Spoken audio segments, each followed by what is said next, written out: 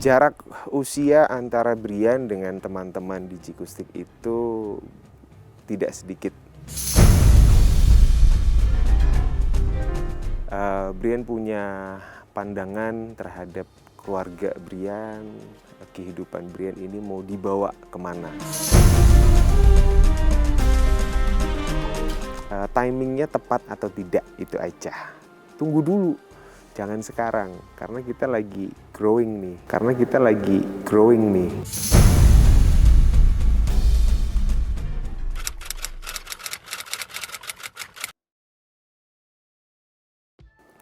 Brian mengawali karir sebagai seorang musisi yang turun di dalam industri musik itu tepatnya di tahun 2009.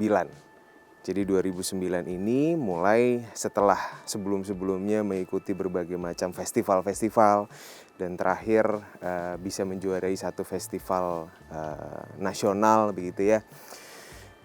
Terus dari 2009 ini masuk di satu band yang namanya Jikustik, yang waktu itu memang membutuhkan vokalis ketika vokalis yang lama sudah tidak berada di dalam band Jikustik.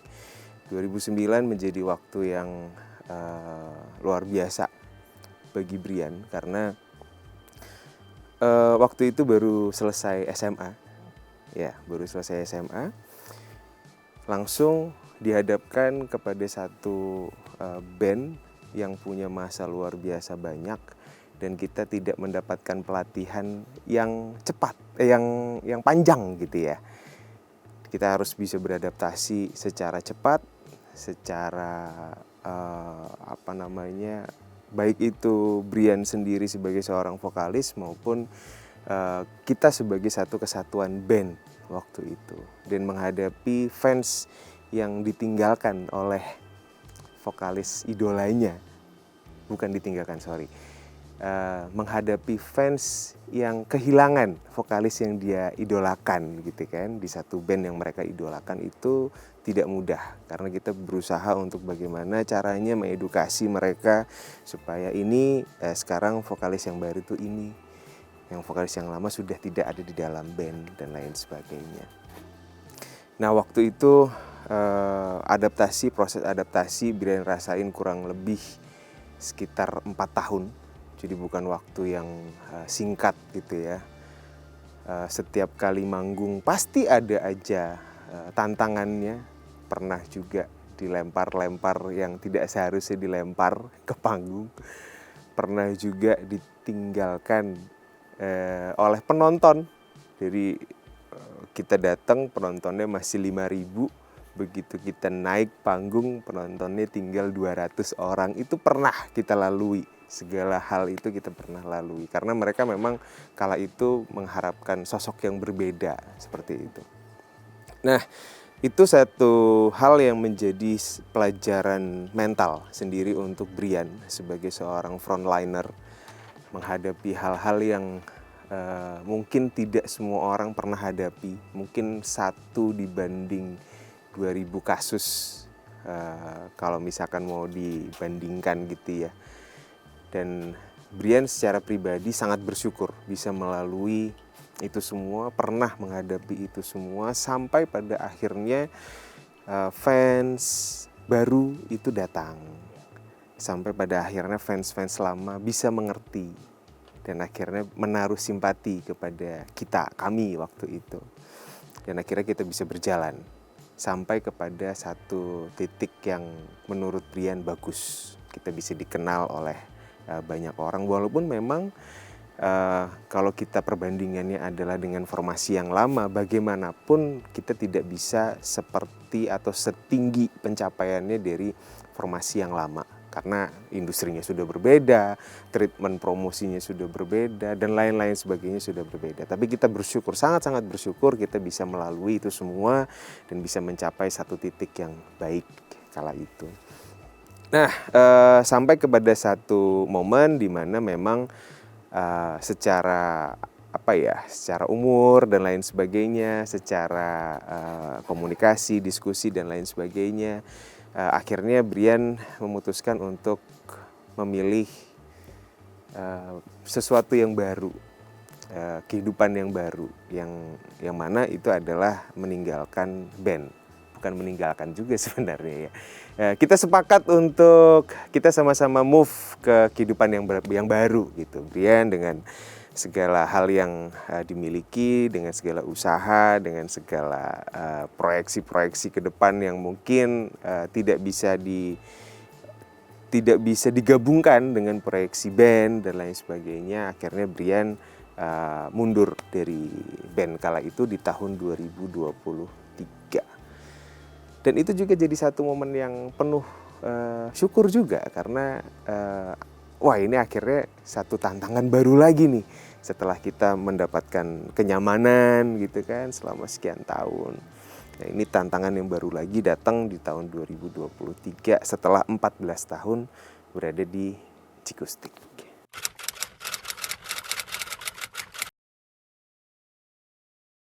Ya, makanya tadi saya sempat bilang juga bahwa ini adalah satu pengalaman yang mungkin tidak bisa didapatkan oleh banyak orang gitu. Satu dibandingkan sekian ribu lah pengalaman ini. Kalau mau dibilang berat atau tidak berat, 100% saya yakin saya bilang itu berat gitu. Karena satu sisi di mana Brian secara usia waktu itu memang belum dipersiapkan untuk melalui tantangan yang sedemikian luar biasa. Jadi kayak ada tembok di depan, kepalanya dibentur-benturin gitu. Di satu sisi lagi bahwa ini adalah sebuah chance gitu, kesempatan yang luar biasa. Kalau gue nggak bisa ngelalui ini, ya mungkin masa depan tidak akan secemerlang itu gitu.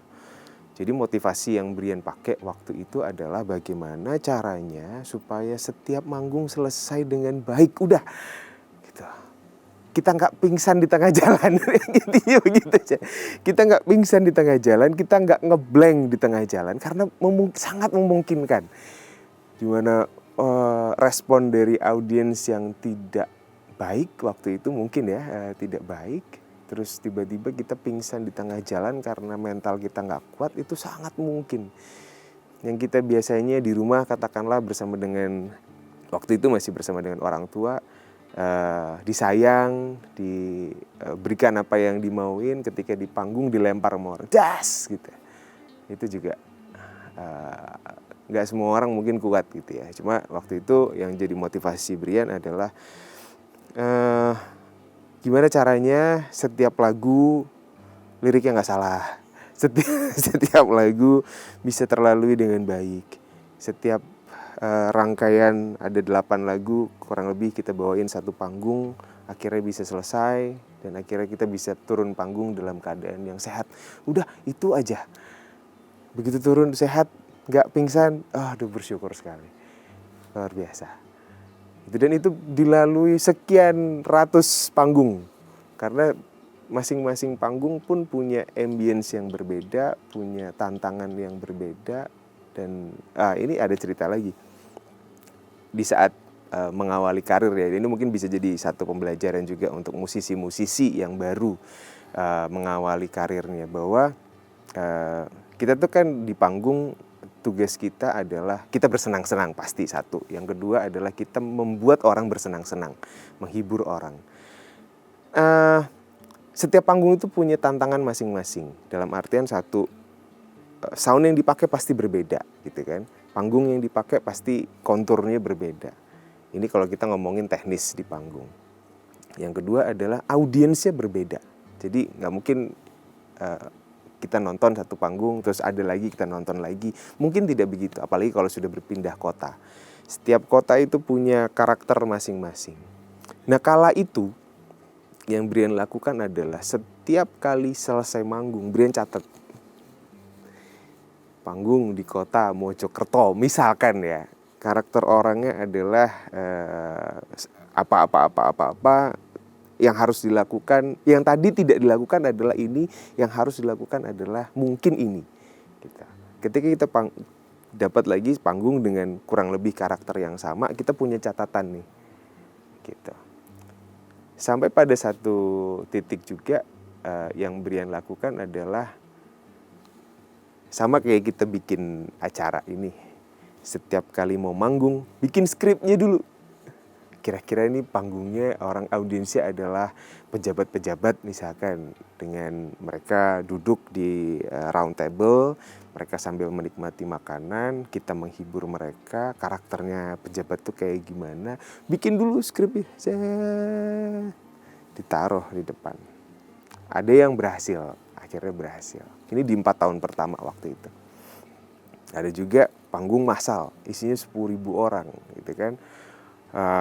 Mohon maaf sebelumnya, tapi karena panggungnya, performernya itu macam-macam, jadi masanya juga macam-macam. Ada yang baik-baik, sopan-sopan, ada juga yang brutal-brutal juga gitu. Sama bikin skrip ya, ditaruh nih di sound monitor di depan kan. Begitu nyanyi jazz, lagu pertama selesai, lagu kedua selesai, kita ada jeda untuk ngomong dulu. Kertas hilang semua.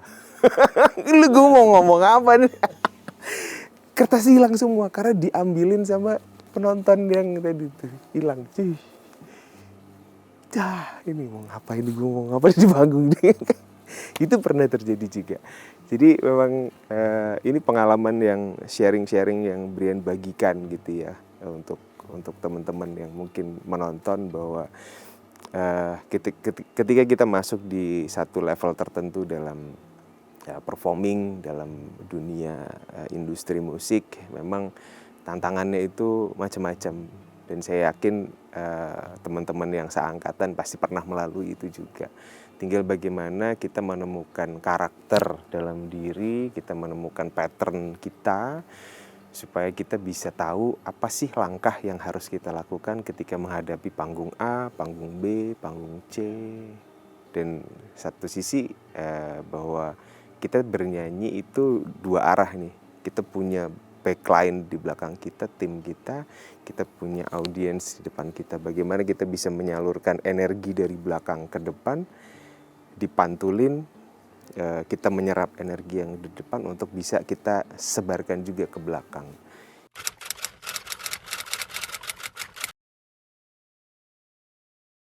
Perpisahan yang terjadi sampai dengan hari ini, talk show ini kita nyalakan gitu kan, saya masih berhubungan baik dengan mereka, tapi memang ada, kalau mau dibilang klise ya nggak apa-apa juga sih, karena memang ada visi misi yang berbeda gitu. Di satu sisi jarak usia antara Brian dengan teman-teman di Jikustik itu tidak sedikit. Brian bisa katakan mereka lebih senior gitu. Di satu sisi Brian mungkin masih punya 1, 2, 3, 4 hal cita-cita yang lain untuk bisa dikerjakan. Brian punya pandangan terhadap keluarga Brian, kehidupan Brian ini mau dibawa kemana gitu. Yang pasti juga penentuan terhadap masa depan. Nah, hal-hal itu yang 1-2 kali belum bisa disinkronkan dengan agenda di band gitu. Satu contohnya, katakanlah misalkan saya mau mengembangkan usaha. Usaha ini butuh satu fokus gitu kan. Fokus ini membutuhkan waktu. Nah, boleh tidak katakanlah saya mencuri waktu atau meminta waktu untuk saya bisa fokus ke sini. Ya bukan berarti tidak diperbolehkan untuk membuka usaha atau mengembangkan usaha, tapi memang kalau masih ada di dalam satu institusi gitu kan, fokus kita kan harus berada di dalam institusi tersebut gitu. Kalau tidak nanti tidak akan bisa maksimal gitu. Nah, ini yang satu hal yang kita sama-sama sadari, termasuk Brian juga sadari, kalau misalkan dipaksakan untuk kedua-duanya bisa berjalan dan lain sebagainya, takutnya tidak maksimal di dua-duanya.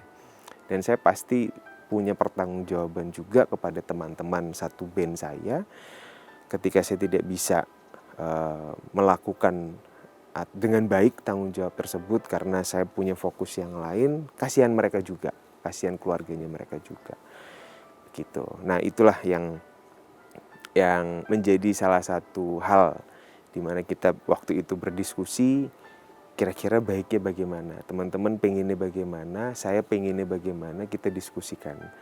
Sampai pada satu titik kita sepakati bersama-sama bahwa oke, Brian silahkan lanjutkan kehidupan Brian dengan segala cita-cita yang Brian punya.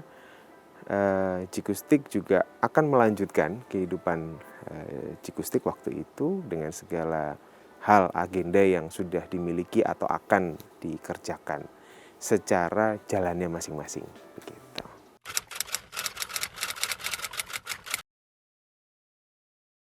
Bukan terus Brian tidak setuju dengan adanya reunian waktu itu karena semata-mata reunian gitu ya. Terus terang Brian sangat happy dengan reunian, kita bisa kumpul lagi bersama, Brian bisa mengenal lebih dalam pendahulu-pendahulu Brian waktu itu. Yang satu hal yang Brian waktu itu sampaikan dan menjadi notes untuk bersama-sama adalah bahwa timingnya tepat atau tidak itu aja. Gitu di saat kala itu progresi dari band sendiri bisa dibilang sedang baik-baiknya setelah kurang lebih 10 tahun kita menunggu progresi baik itu. Setelah kita berusaha untuk memperbaiki segala sistem yang ada, manajemen yang ada, promosi yang ada, akhirnya kita mendapatkan tempat di hati masyarakat, di hati promotor, di hati pembuat event. Kita punya jadwal yang cukup padat waktu itu, sehingga juga mungkin menarik perhatian dari promotor-promotor untuk membuat satu konsep gebrakan yang namanya reunian itu. Nah, kala itu yang menjadi notes dari Brian selaku yang megang bisnis development-nya adalah sebentar, ini waktu yang tepat atau tidak gitu. Kalau misalkan ini waktu dirasa tepat, dengan proyeksi ke depan juga baik, ya why not. Tetapi kala itu sih waktu itu Brian menyampaikan bahwa tunggu dulu, jangan sekarang, karena kita lagi growing nih. Kalau misalkan diputus di tengah-tengah, takutnya nanti ada image yang kembali lagi ke belakang, flashback gitu ke belakang. Cuma memang kesepakatan di akhir yang mana Brian juga waktu itu hanya sendiri gitu kan, diputuskanlah untuk adanya reunian ini.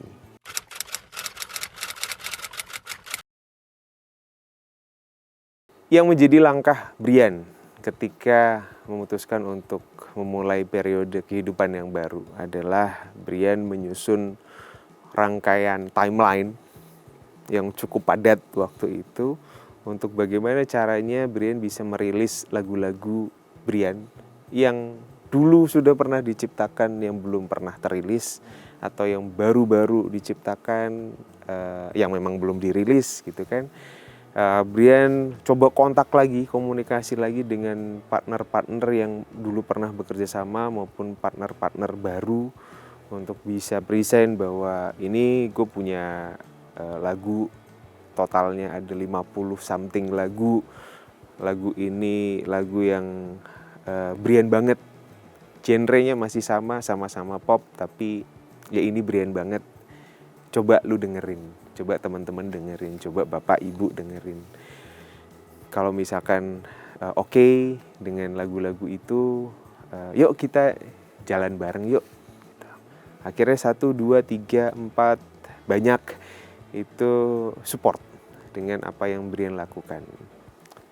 Dari pihak label mereka support. Ada label yang gue take over 5 lagu ya untuk kita publish. Oke, kita publish. Kita ambil 2 lagu, kita mau jadiin ini soundtrack sesuatu. Oke, silakan diambil. Dan lain-lain modenya gitu. Itu jadi hal yang memotivasi Brian juga bahwa ternyata lagu-lagu yang Brian ciptakan, yang Brian create dalam periode baru ini masih mendapatkan, dan mungkin apresiasinya mungkin Brian bisa rasakan lebih besar gitu, karena Brian rasakan sendiri gitu ya.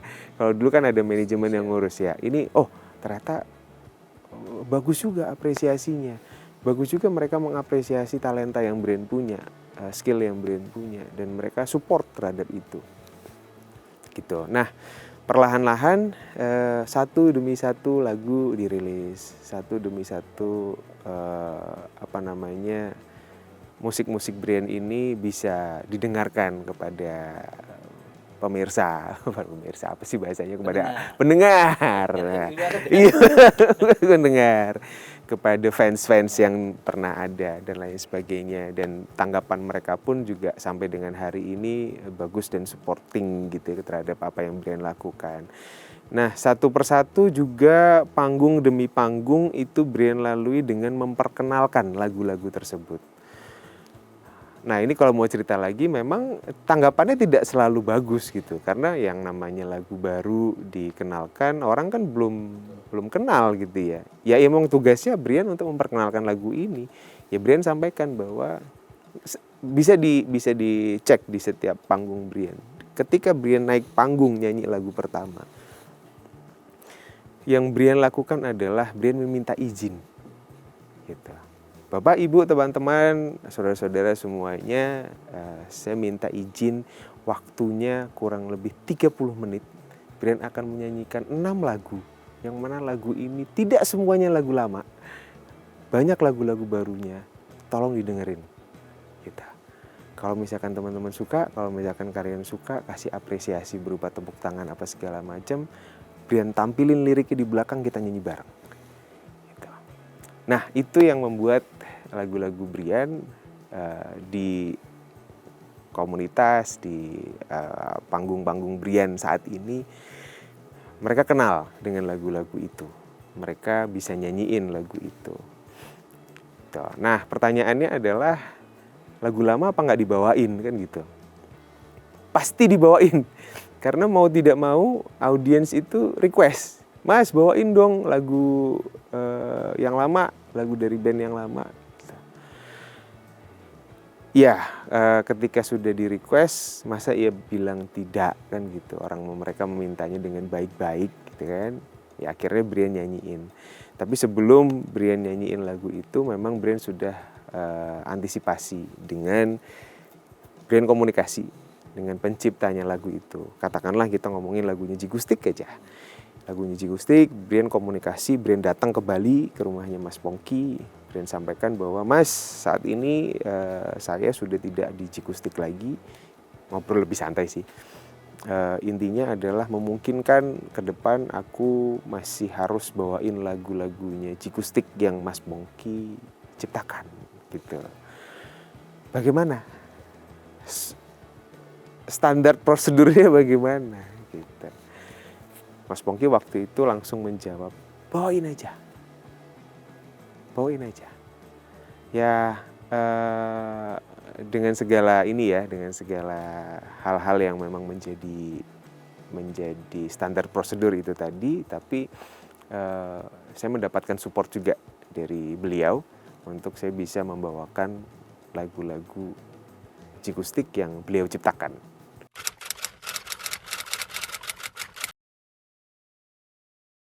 Dalam setiap perjalanan kehidupan Brian selalu banyak pengalaman-pengalaman kehidupan yang baru yang Brian alami. Brian selalu mengucapkan syukur. Brian selalu bersyukur terhadap apa yang Brian lalui dalam perjalanan puluhan tahun kehidupan Brian. Kayak tua banget ya gue ya. Dalam sekian tahun kehidupan Brian, setiap hal yang Brian lalui itu menjadi satu pembelajaran, termasuk ketika Brian memulai karir bernyanyi melalui festival bernyanyi, festival musik, sampai kepada masuk ke satu band legendaris di Indonesia yang memberikan berjuta pengalaman baru. Brian mengucapkan terima kasih terhadap semua entitas yang ada di dalamnya, sampai dengan Brian memulai kehidupan menjadi seorang penyanyi solo. Brian juga berterima kasih terhadap orang-orang terdekat yang selalu supporting Brian. Sampai dengan hari ini, beberapa waktu yang lalu Brian merilis satu single baru, judulnya adalah Rindu Yang Menyiksa, yang diciptakan oleh Sam Naveda dengan segala imajinasi, dengan segala kreasi yang dia punya, memberikan lagu yang sangat bagus untuk Brian. Terima kasih sekali Container Music, label yang nge-push dengan luar biasa lagu ini supaya bisa didengarkan lebih banyak orang lagi, bisa menginspirasi lebih banyak orang lagi. Brian terima kasih, sampai dengan seluruh pendengar Brian hari ini, kemarin, dan seterusnya. Brian terima kasih atas apresiasi yang kalian berikan semuanya. Mudah-mudahan apa yang Brian lakukan ini bisa terus menjadi bagian dalam kehidupan kalian, bisa menemani setiap hari kalian, dan akhirnya lagu-lagu yang Brian bawakan bisa terus kalian dengarkan. Timingnya tepat atau tidak, itu aja. Tunggu dulu, jangan sekarang, karena kita lagi growing nih.